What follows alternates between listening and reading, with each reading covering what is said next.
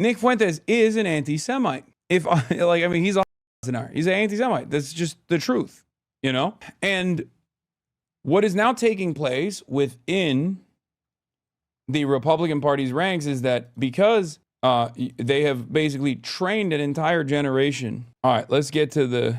All right, I want to do two things. I want to do the white nationalist clash that's taking place in the Republican Party right now, which is awesome, and it's a real like, what did you think was going to happen moment. And then we'll do the Eric Adams gets interviewed by Z-Way, which is on the docket. Do not worry, I've been waiting to watch this real bad. My mayor, America's mayor, the real America's mayor. Investigation revealing the fierce backlash within the GOP against Tucker Carlson for his interview with controversial white nationalist and Holocaust denier Nick Fuentes. So now this controversy is rocking one of America's most influential conservative groups, the Heritage Foundation, which helped create Project 2025. Kevin Roberts is the president of Heritage, and he is in damage control. I mean, initially he defended Carlson's interview. It was an interview that drew bipartisan outrage over comments like this. And I think that neoconservatism, where does it arise from?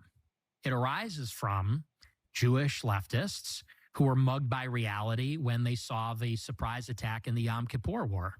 Yeah, well, that's a lot of it for sure. But then, like, how do you explain Mike Huckabee, Ted Cruz, and there are a lot like that, John Bolton. I mean, I've known them all, George W. Bush, like Karl Rove. I mean, all people I know personally who I've seen like be seized by this brain virus, and they're not Jewish. What you're saying about putting aside the tribal interest for the corporate interest, Yes. That's absolutely the case. The main challenge to that, a big challenge to that, is organized Jewry in America. So Roberts now says that he was wrong to defend Carlson over that interview.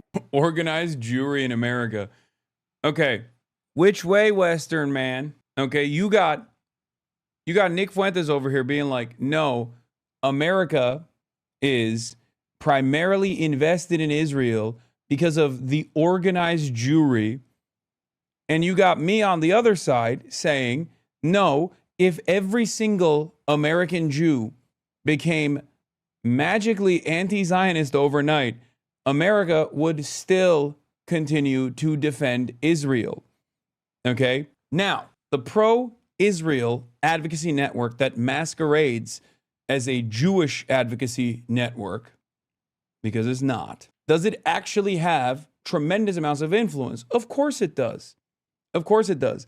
Does that also have a way in priming a lot of people into firmly committing to Israel's existence, no matter how violent it may get? Yes, it does. But I'm always going to be I'm always going to analyze the situation first and foremost from the perspective of imperialism and from a materialist framework, okay? The entire reason as to why, for example, there is only one marginalized group's advocacy network that has institutional, like significant institutional power as opposed to others, even if other marginalized groups actually experience systematic racism, for example, is not because Americans by and large think Jews are magic people and they need to have a special place in American society, or because they're hypnotized by the organized Jewry, as Nick Fuentes is claiming. It's because it suits the purpose of the State Department in its endless desire to attach itself and fund the state of Israel as a destabilizing, unsinkable aircraft carrier in a resource-rich region. That is the major reason as to why the advocacy networks even exist, or it is a major reason as to why those advocacy networks have any sort of institutional prowess, any sort of institutional influence to begin with. This is why I brought up the example of, like, you know, systemic against black people that very much exists, and in a way where no such comparable marginalization in contemporary society exists for Jews, right? There is no comparison. If you were to try and make this comparison, people would laugh at you, right? People are like, what the f are you talking about? This doesn't mean that anti-Semitism does not exist. It does. But at the systemic level, there is, especially now, no institutional anti-Semitism. There used to be. I mean, Jews were from going and getting higher education. Like, there were definitely instances in American history in our not so distant past where Jews did experience systemic discrimination. It doesn't exist right now. It doesn't that doesn't mean that there isn't marginalization in the form of like individual acts of racism, anti-Semitism specifically. It does. That is real. 100%. But Jews are white. By and large, Jews are seen as white people in this country. Okay? Just as there are no systemic forms of discrimination against Irish people or even Catholic people nowadays, okay? When those sorts of systematic forms of discrimination certainly existed for Catholic people, existed for Irish people, existed for Italian people, Jews are functionally white in this country. Okay? That's it. And yet, even when it comes down to the Republican Party, they have this incredibly strange attitude where they go, you can make fun of everybody, you can undermine every person, except for white people. Don't do that too much. But you can, like, DEI, we're anti-DEI except for Jews. That's basically the way that the Republicans have presented it to the broader public. State-mandated, forcible wokeness against anti-Semitism, and basically state-mandated forcible for everybody else. The reason for that is because anti-Semitism is wielded as a weapon, cynically, by people who want to defend Israel. Okay? That's it. That's it. That's the only reason why there is a special status for this. If Israel wasn't seen by those in positions of power in this country, Jews and non-Jews alike, as a profoundly important foothold in the Middle East, nobody would give a shit about anti-Semitism, just like they don't give a shit about, anti-black, anti-brown, Islamophobia, blah, blah, blah. Okay? That's it. Nazi. Now, having said that, Nick Fuentes is an anti-Semite. He's a HasanAbi. He's an anti-Semite. That's just the truth, And what is now taking place within the Republican Party's ranks is that because they have basically trained an entire generation of Republicans to despise every group that doesn't fit the in-group identity, the inevitability, of these guys also becoming anti-Semitic was right there for anyone to see. Of course they were going to be anti-Semitic too. Why the wouldn't they? You kept saying everyone is woke, and you kept leaning in to destroying wokeness. You said everyone was experiencing suicidal empathy. Why wouldn't those guys inevitably turn around and say, you know who's actually responsible for this? Organized Jewry. Because that's what they've always said. This is, like, I talk about this all the time with respect to liberalism in general.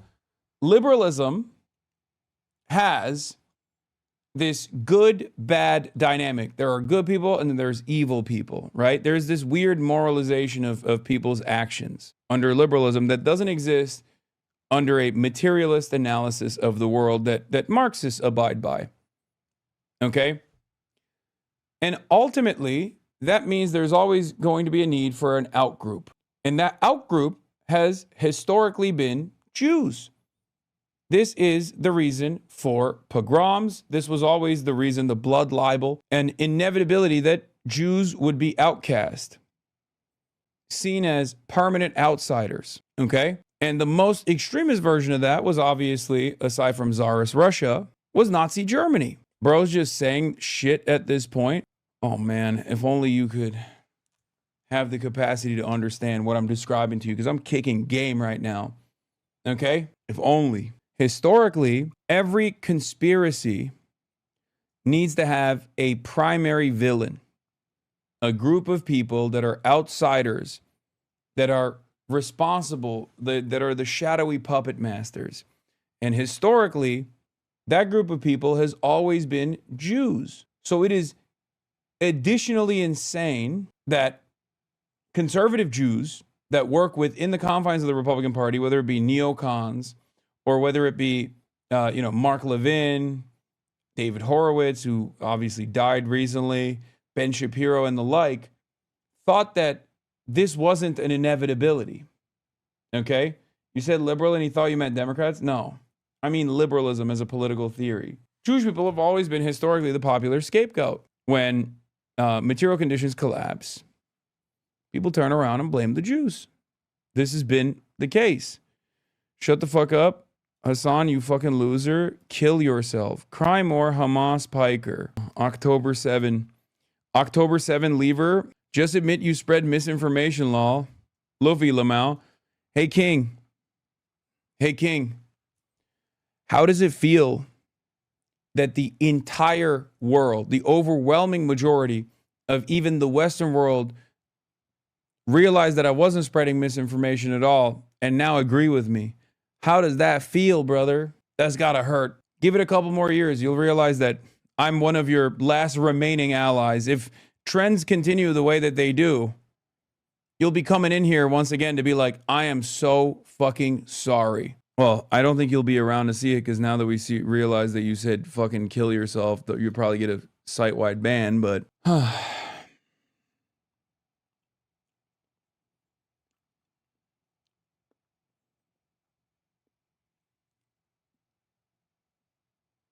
You had a great combo with the same about this exact same thing in 42 minutes. Wants you to say, but that basically the Republic.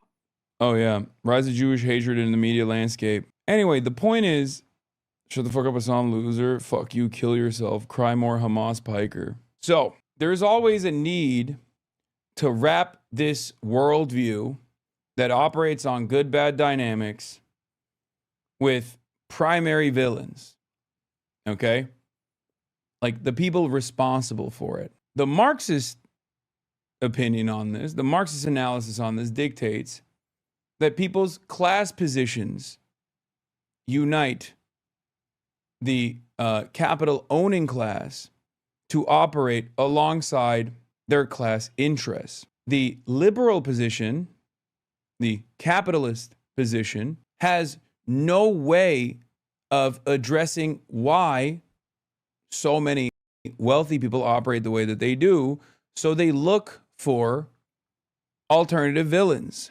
Nick is the best. Nick is the GOAT. Okay, sure, buddy. This is why the liberal position, if left unexamined, if left unaddressed, especially if the average person who considers themselves to be liberal or, the average capitalist is not educated on any sort of Marxist alternative, any sort of materialist analysis, will inevitably try to make sense of all of the harm that they're experiencing, especially in times of unique economic hardship. And opportunists, fascist opportunists, reactionary fascist opportunists like Nick Fuentes, will take advantage of that anxiety and turn around and position the historical outgroup that has consistently been vilified, at least under the Christian tradition, the Jews, as the primary group of people that is responsible for everything. Okay? That's it. You better be careful. Because if I'm a Nazi, then there's millions of young people that are following a fucking Nazi. So you better be careful about those words. You're saying I'm a Nazi, I'm a monster. There's a million monsters then. There's a million Nazis out there then. Because they love my show and they agree with me way more than they agree with you, and they're pissed off. How's he still doing this? I'm not a Nazi bit? No, he's not doing it. He's basically saying, like, what are you going to do about it? I don't think he's saying that he's not a Nazi. I think he's saying that, you don't know what's coming. He's gloating. And they'll follow me into battle. So you better be real careful. You're barking up the wrong tree with that. Yeah. Anyway, the Groypers were mad at Ted Cruz calling him a Nazi, of course, because the term, the Nazi moniker is still met with a lot of resistance by broader society. That's why neo-Nazis try to hide their power level. That's why Nazis try to only do subtle winks and nods, and sometimes not so subtle winks and nods towards what they actually are and what they represent. He's not hiding it well. Just a couple days ago, where is the lie? Fuentes, Jews are running society. Women need to shut the fuck up. Blacks need to be in prison for the most part, and we would live in paradise. But I'm sure I'm taking this out of context, right? Where is the lie? His fans fully understand the situation and are also now tweeting out screenshots of their woke lib parent texts asking them if they like Nick. The only difference with the original Nazis is that they were ex-militaries from World War I, while in his case, it's mostly virgin incels afraid of going outside. Yeah, but the more we spend time online, the more damage you can fucking do. Own your fucking mom, dude. Time to stand up to that bitch. Time to stand my ground, says Johnny Football. So you follow/listen to Nick Fuentes? Yes. That's sick, bro. Fucking sick. I just own my mom in the marketplace of ideas. That bitch. Yeah. No more nap time. Yeah, my bitch ass mom, dude. The problem is, like I said, you don't know who you're talking to on the internet. You don't know their background. In many instances, you just have no idea who the fuck you're talking to. So the difference between, like, in this moment, you can kind of get a better understanding of who this person is. But they obviously could present themselves as like yet another person. And when you have a fuck ton of losers who spend every waking moment indoors, for example, online, you can have motion online. And unfortunately, the more we spend time online, the more we greatly overemphasize what kind of motion people like Nick Fuentes have. Even if in the real world, most people will be like, what the fuck are you talking about? Shut up. The current crisis at the Heritage has been a long time in the making, a deep dive into the history of right-wing anti-Zionism and anti-Semitism. This is a useful genealogy of right-wing anti-Zionism, but searching for a respectable America First anti-Zionism in 2025 is a bit like searching for a respectable liberal Zionism.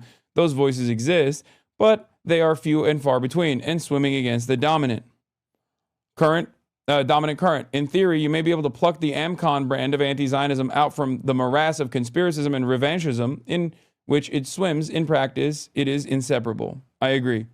One of the funniest aspects of this that a lot of people don't understand is that because this movement is primarily online, you do sometimes end up seeing these unique voices in the real world. And the example I will, of course, point to is the two different Groypers that Sneeko caught outside of the Zohar Mamdani rally. One was a brown dude, a Muslim brown dude, and the other one was Mexican. Both were brown. Both were Nick Fuentes acolytes. That to me is a testament of how extremely online this movement is. Sneeko himself is an ally of Nick Fuentes. He also happens to be fucking Haitian and Filipino, and now also Muslim. He reverted to Islam as well.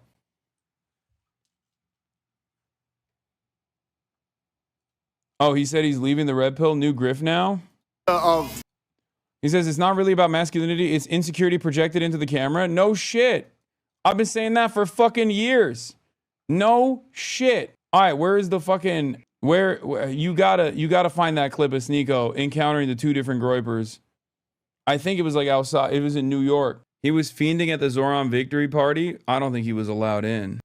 Yeah, look this. Wait, bro. Yo, you ballsy with that fucking hat, nigga. Wait, yo. I love your fucking content. Ballsy. Wait, what's your name, bro? Armando. Yeah. Are you Mexican? I'm descendant, yeah. You're a Mexican Groyper, bro. Just like Nick Fuentes. Yo, you're gonna make this shit hot, bro. Get the fuck away from me, nigga. What do you say? What do you say to this guy, bro? What do you say? Why does he caught them like they were fish? Brother, this is the most, like, another moment of vindication here. This is something that I've been talking about quite a bit. This is an extremely online movement, okay? Because if you are a white nationalist and you're organizing in the fucking real world, okay? If you're a white nationalist, you're organizing in the real world, after the 8th meeting, you'd be like, dog, everyone here is Mexican. What the fuck's going on?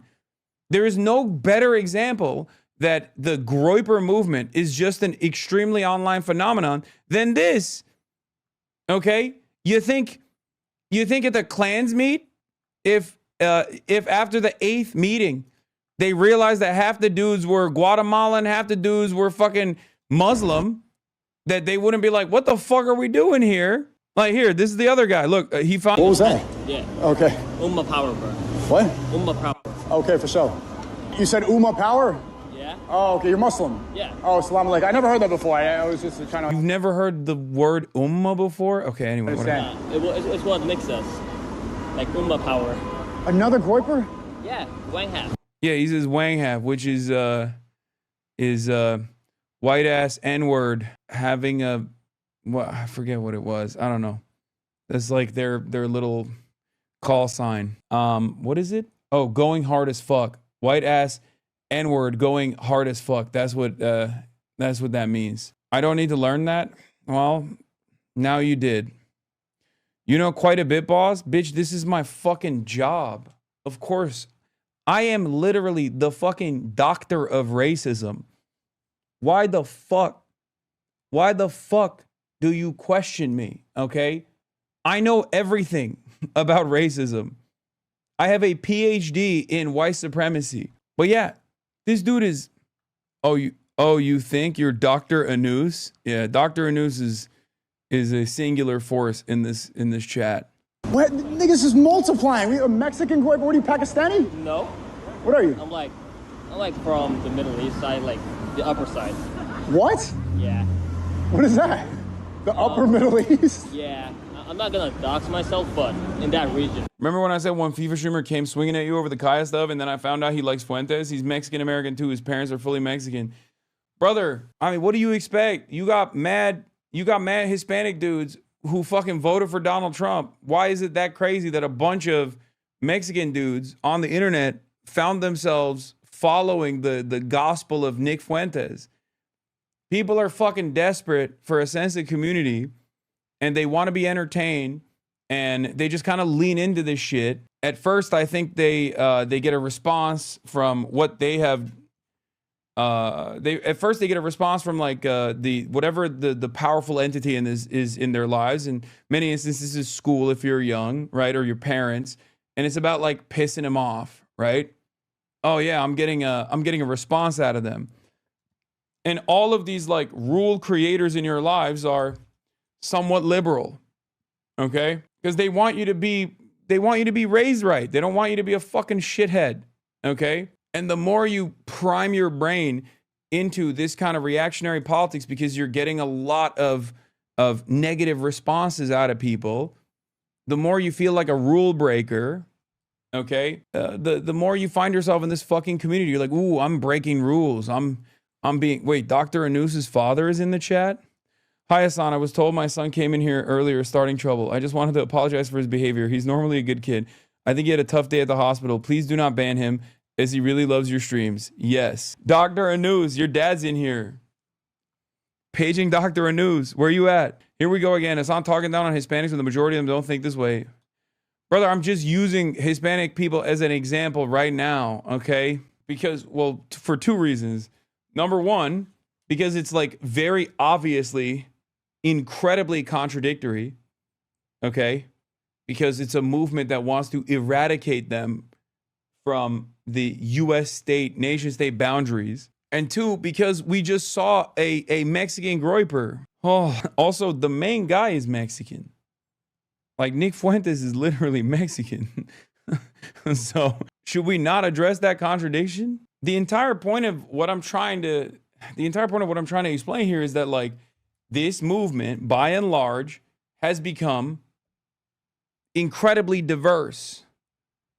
And the reason why it has the capacity to be incredibly diverse is because it's primarily online.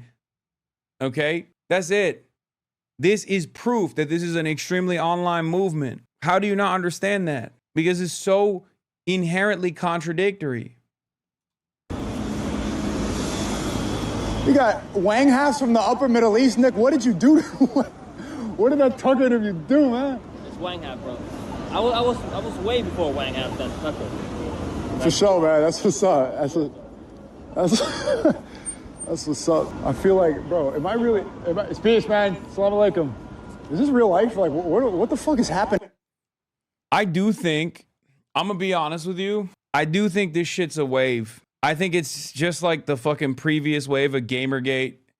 Every wave creates like some of the more resilient, long-standing soldiers of this movement, right? Just like you see those fucking loser-ass, like 45-year-old video game commentary dipshits who still are just like, meh, constantly crying about titties and video games and whatnot. But the overwhelming majority of the fucking fan base inevitably grows out of this kind of shit. I also still believe that the overwhelming majority of people who are like, I'm a graper, I'm a Nazi, like the ones that are running around right now, primarily young people, are eventually going to fucking grow out of it. But that doesn't mean that the movement doesn't grow. It does. With every wave, there's still a bunch of fucking hanger-ons that stick around and actually become, permanent soldiers of this kind of cause, this kind of movement, right? But it's especially established on shaky ground when, half of the people that got your TikTok clips are like not even a part of the in-group, that are a part of the out-group that is supposed to be destroyed, ethnically cleansed. They'll unironically be in here asking for free healthcare and safety nets when their parents get tired of this shit and throw them out. That too, but like, there are people in this community that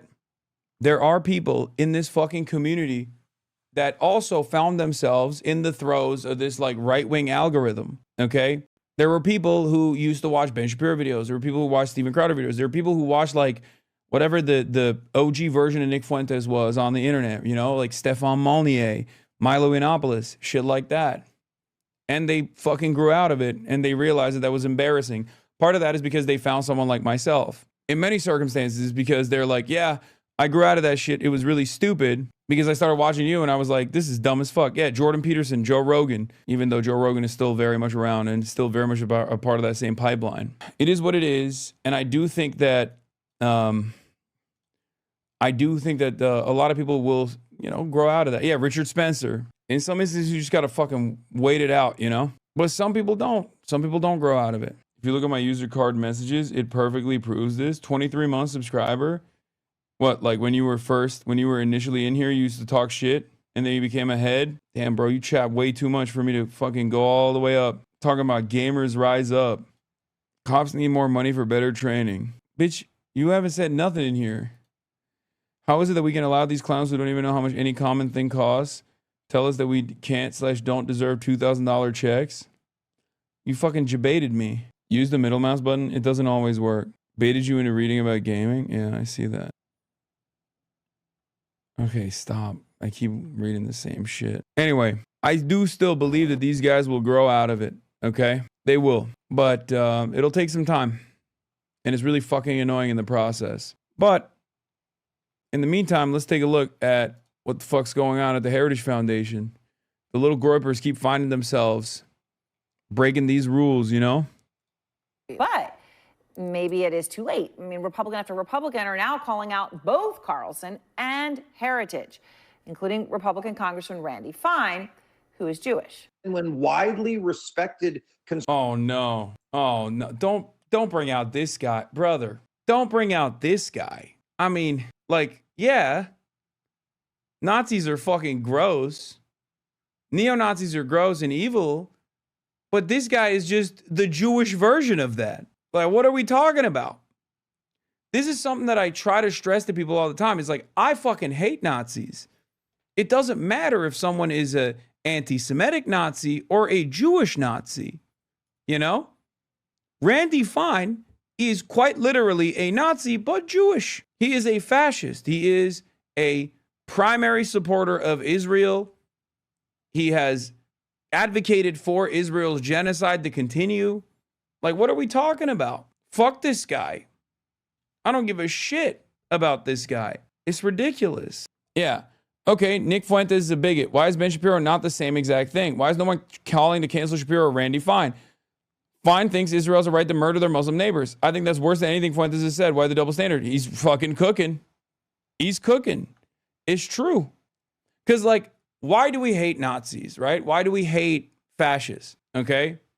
The reason why we hate fascists is, or the reason why we consider fascism to be dangerous is because we know what happens when it's left unaddressed, right? Because the most extreme version of like fascist policies in action is the Holocaust, right? Well, okay, Israeli fascists are doing the modern version of Holocaust. And we got their loudest fucking advocates amongst us all the time, chirping non-fucking stop. So in that regard, one dude is trying to restore the old guard version of Nazism. And so far, I guess his advocacy's death toll is like, I don't know, however many fucking school shootings that his fans have conducted. But Randy Fine's advocacy literally revolves around Israel, which has more numbers on the board in contemporary society. And yet, we look at Randy Fine as a perfectly valid, perfectly normal citizen and a normal part of American society. My advocacy is fuck Nick Fuentes, but we should also understand that people like Ben Shapiro and people like Randy Fine are exactly like Nick Fuentes, and we should treat them in a similar way. We should be like, yeah, you're out of your fucking mind. You're literally a conductor and defender of the modern Holocaust. It's ridiculous. Sort of thought leaders like Tucker Carlson go insane because that's what he has become. People start to believe it. We ended our relationship with Heritage. We're working with many Jewish groups that have ended their relationship with Heritage. And really, I have to do is talk to my colleagues, because the biggest issue we have with Tucker Carlson is people remember the Tucker Carlson of 5 years ago. That's what makes him so dangerous. K-Files' Andrew Kaczynski is now out front. And Andrew, I mean, this is all fascinating. And I sort of saw it percolating on X a little while ago, and it just got bigger. And you know, when you can start to tell something is metastasizing in the social media world, and it appeared to be. So you've been talking to a lot of people within the Heritage Foundation. What are they saying? That's right, Aaron. So the staff that we talked to told us the Heritage Foundation is in open revolt over the president's defense of Carlson. One senior staffer told us it was a, quote, absolute shit show inside the organization, saying that Roberts had, quote, lost control over the organization. He said there's an open rebellion, and this really all came to a head yesterday, where they had this all-hands meeting. This, like you said, this was kind of going around social media, where Roberts publicly apologized. According to a recording we obtained, Roberts told employees, quote, I made a mistake. I let you down. I let this institution down. I'm sorry, period, full stop. But he also made clear he has no plans to resign. Now, we also obtained messages between senior Heritage staff earlier in the week where they were discussing the situation. I want people to look at some of these messages that we looked at. One of them described the workplace as, quote, flailing and in damage control. Another said, this makes me sad and mad, in a comment to another top level staffer. One senior staffer reposted a colleague saying, this crap is really hurting Heritage, and added, as it should. Another wrote, I'm disgusted by this, and I don't understand how this premeditated and orchestrated response that's talking about the initial Roberts video could come out of one of the biggest think tanks in the world. The source who provided this to us basically said they didn't want these names to be identified for fear of retaliation. And Aaron, this backlash is not just limited to the staff of Heritage, it's also reaching the foundation's donors. One major donor whose organization contributes more than $500,000 annually to Heritage Foundation told us that they had totally lost faith in Roberts. You can see their quote right there. They said, I'm waiting to see how things play out, but if Kevin remains as president, we will not be giving to Heritage. Likewise, the Zionist Organization of America, that's actually the oldest pro-Israel group in the United States, announced that it was withdrawing from Heritage's initiative on anti-Semitism unless Roberts publicly apologized and retract his praise for Carlson. Now, current and former staff that we spoke to, they really say this is part of an identity crisis that's at Heritage. It's pitting the longtime policy experts, people who have been there. It's so crazy that it's like, it's different flavors of fascism. That's it. Just in, the Trump administration asked the Supreme Court to stop by 9:30 tonight the court orders requiring payment of full November SNAP benefits. Wait, what? Hilarious that Greenblatt is still literally the last guy. He's still ranting about protecting Jews in New York. Yeah. Kevin Roberts made everybody mad. It's just incredible how much Kevin Roberts and by extension Heritage have managed to piss everyone off in just over 1 week. All thanks to a 2-minute video. Nick Fuentes last night. Kevin Roberts. Kevin Roberts, We're going to fight for these young guys. Yeah, well, you lost them after your apology, cuck. Nobody respects you and nobody respects heritage. You're finished. Just a matter of time. Just wait. I cannot believe how much prestige this motherfucker got for being anti-Israel for years due to his anti-Semitic position. Like, it's not like he's anti-Israel because he loves the Palestinians that are being slaughtered. You know, he doesn't give a fuck about them at all. He hates Muslims. And depending on his career ambitions, he might even hate Muslims more than he hates Jews, right? Like, for years, birthed this newer crop of operatives that actually came in under Roberts in 2021. I mean, it's amazing. Heritage used to be, okay, you would go there for economic papers and you go, for traditional, more conservative, small government. Right now, it's become this very, very different thing, Project 2025 and on, right? yeah, by the way, the funniest thing about Heritage being like, we got to be more Nazi, actually, is that they literally wrote Project Esther, which I warned about, which the Trump administration was following when they tried to deport Mahmoud Khalil and Mohsen Mahdawi and many others. They wrote Project Esther. That's their thing. And I told you back then, this shit has nothing to do with anti-Semitism, obviously. Former Heritage Foundation official straight up admits that Project Esther was designed to contradict and rebut and silence people who say Israel's committing a genocide. Were the key factors that led your organization to decide to cut ties and withdraw? Well, if one looks at the video from Kevin Roberts, the head of the Heritage Foundation from last week, he said he would back Tucker Carlson and Heritage would in all situations, would never disavow him.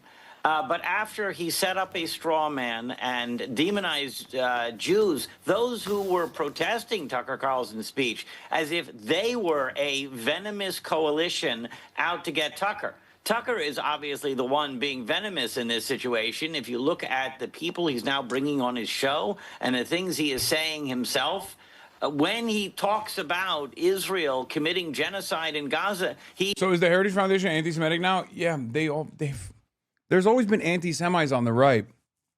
It's just that there's a level of anti-Semitism that's permissible as long as you're pro-Israel. And the problem here is that the anti-Semites, the most visible anti-Semites now on the right, are also anti-Israel. That's the fucking issue. That is the Candace Owens dynamic. Ben Shapiro, who is Jewish and very pro-Israel, hired Candace Owens knowing full well that she was anti-Semitic. But at the time that Candace Owens was hired by Ben Shapiro, she also happened to be pro-Israel. Post-October 7, Candace Owens saw whichever way the wind was blowing and realized, oh, I shouldn't just be anti-Semitic, I should also be anti-Israel. That's when she got fired, okay? And the same goes for a lot of these folks. It's not their anti-Semitism that's a problem. From the perspective of a lot of these people, it's actually their anti-Zionism, or not even anti-Zionism, but just like anti-Israel. Their anti-Israel position, born out of their anti-Semitism, that's a problem. For many of these guys, for a very long time, they just basically would try to use the anti-Israel position to hide their anti-Semitism, right? And maybe some of them were also genuinely anti-Israel. However, the anti-Israel position became a popular one, right? It became the popular position in the independent circles. And while all of the stupid fucking liberal adjacent advocacy groups like the ADL were focusing on people like myself, these guys were just running amok on the board. And they could even present their previous deplatforming as proof that they were earnest, as a proof of their honesty, to say, look, I've been deplatformed everywhere because I was saying the truth. Not just saying the truth about Israel, but saying the truth about Jews. That's the reason why Nick Fuentes became so popular in the aftermath of the collective consciousness shifting on Israel. I think for a while, the reason why they didn't really handle neo-Nazis after October 7 was because they could always point to neo-Nazis to discredit the entire movement, right? They could just be like, you see, This is how the anti-Zionist movement is. They say they hate Israel, but they actually hate Jews. Look at some of the more popular figureheads in the anti-Israel movement. If they thought they could isolate the anti-Zionists who are simply anti-Israel but not anti-Semitic and deplatform them, then all that would remain would be these like weird, random anti-Semitic people. But the problem is they miscalculated. All of these advocacy groups, they miscalculated. They didn't think that like people would actually turn against Israel. So when all of the prominent voices, many of which on the right, became like some of the few popular critics of Israel, that ended up making people not just anti-Israel, but also anti-Jewish as well. If you learned about Israel's Holocaust from the likes of Tucker Carlson or the likes of, fucking Nick Fuentes or Candace Owens, and not from someone like me, then yeah, you of course were like, yeah, also it's the Jews. Yeah, and this was the method for the longest time. Look, in 2015, at Ann Coulter, tweets regarding Jews, awful nonsensical. But Ann Coulter is also super pro-Israel and always has been so I won't lose sleep. Is joining the very forces that Project Esther is supposed to be designed to contradict and rebut and silence. Now he's realizing that, yes, Tucker Carlson says things that are honestly and truly evil against the Jewish community, and we cannot pretend that there's this idea of, no enemies on the right. That's great for political partisans, but if you're out there promoting values, and especially Jewish values, like we do as a Jewish organization, we're called values. We cannot pretend to be partisan. If we're going to call out Ilhan Omar or Rashida Tlaib, we're going to call out Marjorie Taylor Greene. Two people that have never said anything anti-Semitic versus a woman who has literally said Jews have space lasers that they did wildfires with. Brother, at a certain point, you got to realize that you are the reason. You are the fucking reason. You're doing it. You took valid critiques of Israel and you slammed it with ridiculous statements about Jews, and you put it all together, and now you're going, oh, how did anti-Semitism explode? You did it. You made the sandwich, bro. It's the Subway meme. My brother in Christ, you made the sandwich. The fuck are you talking about? You literally wouldn't give any fucking room for people to breathe and be like, this is fucked up. Who is Ilhan Omar? But do you see what I mean? If you fucking constantly hit the this is anti-Semitic, we must deplatform line against all criticism of Israel, then yeah, when more people fucking criticize Israel because they start realizing what Israel's fucking up to, and Israel's popularity is sinking, and you still think you can call all criticism of Israel invalid and anti-Semitic, then people are going to go, okay, I guess I'm fucking anti-Semitic. In this day and age, at this stage, the only place where that kind of attitude and that kind of narrative is still kept under wraps is basically mainstream media and to a certain degree, Congress. Okay? Anti-Semitism has lost its like institutional power. In normal places in society, people are dropping anti-Semitic shit left and fucking right. And a big part of that is quite literally because you wouldn't give any fucking space for people to criticize Israel when Israel is worthy of criticism. It's incredibly worthy of criticism. It's fucking crazy. And they're still doing it. They're still like, Zohran Mamdani is anti-Semitic.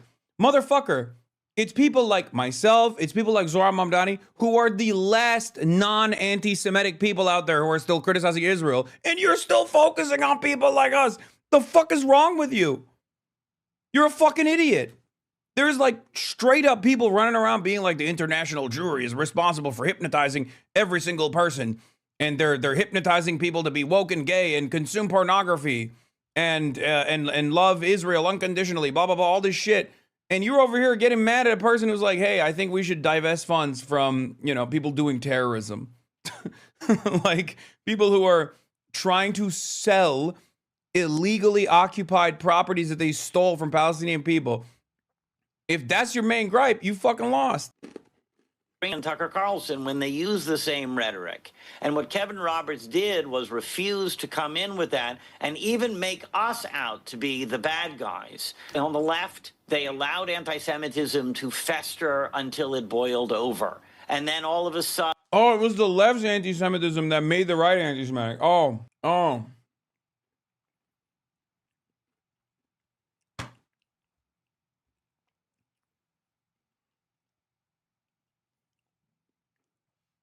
Look, I advocate for the things I advocate for because I'm stubborn and I fucking believe it. And I'll continue trying to the best of my ability, combat anti-Semitism, regardless of whatever the fuck these douchebags say. Okay? But not many people are going to do that because people go off of fucking vibes. Okay? And right now, the majority vibes are fucked. That's it. We have anti-Semites actually in Congress telling us horrible things about Jews. And Jewish organizations just sat there, or worse, became indoctrinated themselves. Now, on the right, that's not going to be allowed to happen.